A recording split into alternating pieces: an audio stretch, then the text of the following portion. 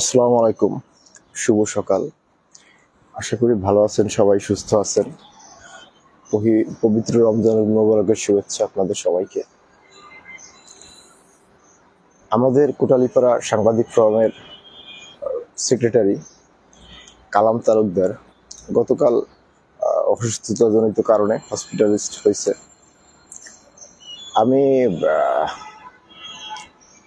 দুপুরের পর থেকেই সংবাদটা জানি, তারপরও আসলে তাকে ফোন দেওয়ার সাহস পাই নাই, কারণ তার অবস্থা কখন কিরকম, কখন কি থাকে, সে কথা বলতে পারে কিনা, পারে বিরক্ত হয় কিনা, বা এটা সেটা অনেক কারণে পারি নাই।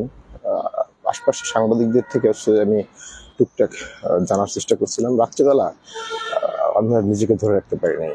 আমি কালাম ভাই হোয়াটসঅ্যাপ নাম্বারে সরাসরি ভিডিও কল দিই। ভিডিও কল দিলে পরে কলটা রিসিভ করে কালাম ভাইয়ের ওয়াইফ ভাবি। তো আমি ভাবির সাথে এর আগে কখনো আমার কোনোদিন কথা হয় নাই। ফর্মালি আমি জিজ্ঞেস করি, ভাবি কেমন আছেন, যদিও আসলে এটা কেমন আছেন জিজ্ঞেস করাটা ঠিক কিনা, ছিল কিনা জানি না, তবে জিজ্ঞেস করি। ভাবি উত্তর দেয়, ভাই ভালো আছে। কিন্তু ভাবির যে ফেসিয়াল মানে ছিল, চেহারার ভাব, আসলে তার চেয়ে দুঃখী কষ্টের লোক কেউ ছিল বলে আমার মনে হয় না। এরপর ভাবিকে বলি যে কালাম ভাইকে তার ফোনটা। কালাম ভাই কথা বলতে বলতে না কেঁদে দেয়। কালাম ভাই বিছানায় শুয়ে শুয়ে কাতরাচ্ছে। আমরা যেমন মাছ পাড়ের উপরে রাখলে, মাটিতে রাখলে কি করে, সেরকম কাতরায়, সেরকম কাতরাচ্ছে কালাম ভাই। জিজ্ঞেস করলাম, কি অবস্থা আপনার ভাই? না, আমাকে বলতেছে, সোহেল বুকে অনেক ব্যথা, বুকের ভিতরে প্রচুর পরিমাণে ব্যথা, আমাকে বুকে ঘুষি মারছে অনেক বেশি সোহেল।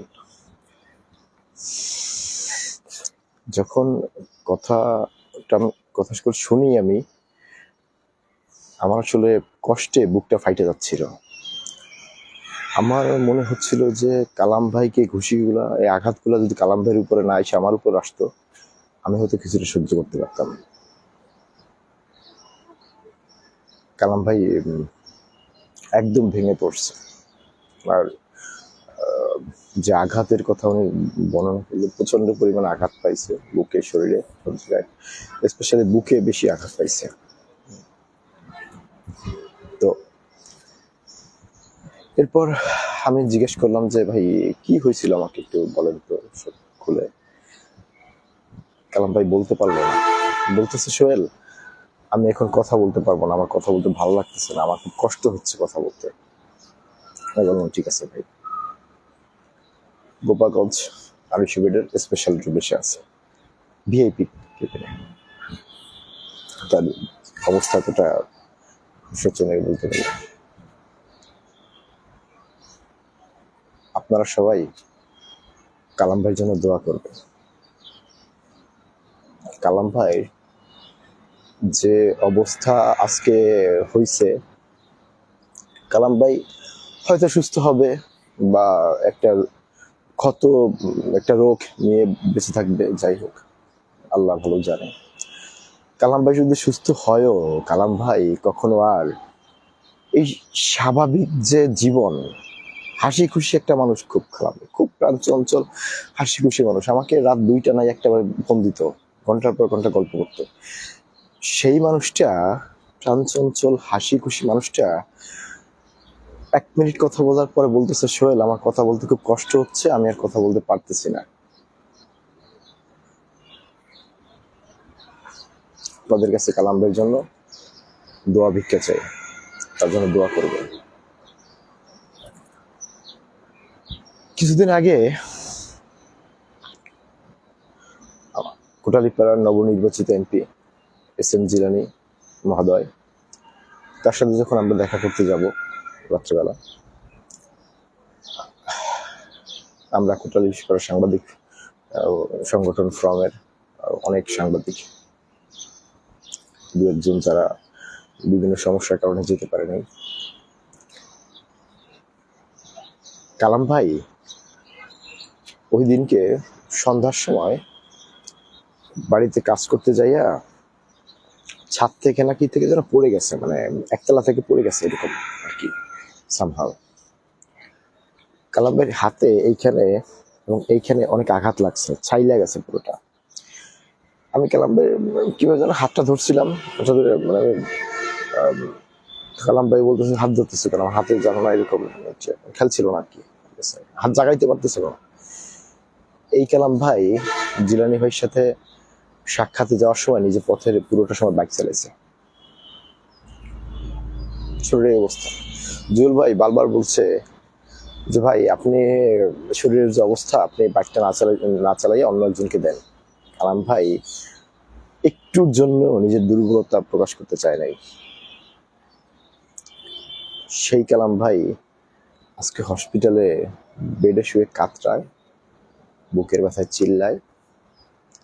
সোহেল হাওলাদারের সাথে 2 মিনিট কথা বলতে তার কষ্ট হয়। কালাম ভাই বিতর্ক পছন্দ করতো না।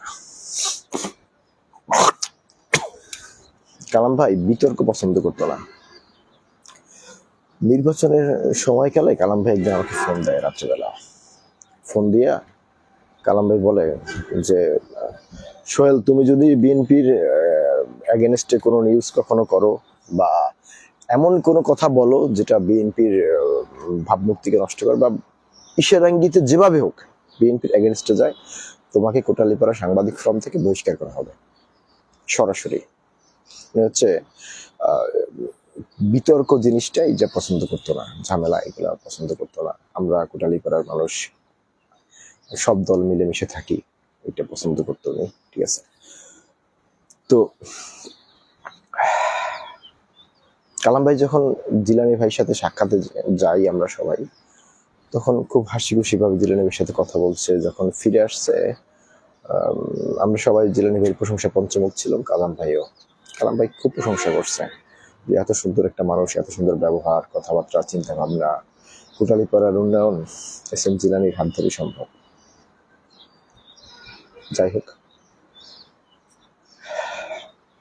কালাম ভাই আমাদের ভিতরে দ্রুত ফিরে আসবে সেই দোয়া করি।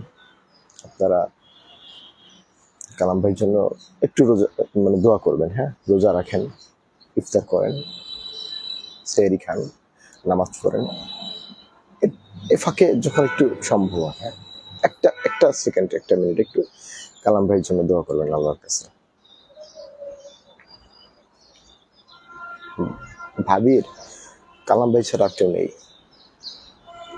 কালাম ভাই হয়তো ফিরে আসবে, সুস্থ হতে পারে বা অসুস্থ থাকতে পারে জানি না। সুস্থ হলেও এই যে হাসি খুশি কালাম ভাই, এই যে প্রাণচঞ্চল কালাম ভাই, সেটা কি আর কখনো 100% হবে, রিকভার করবে?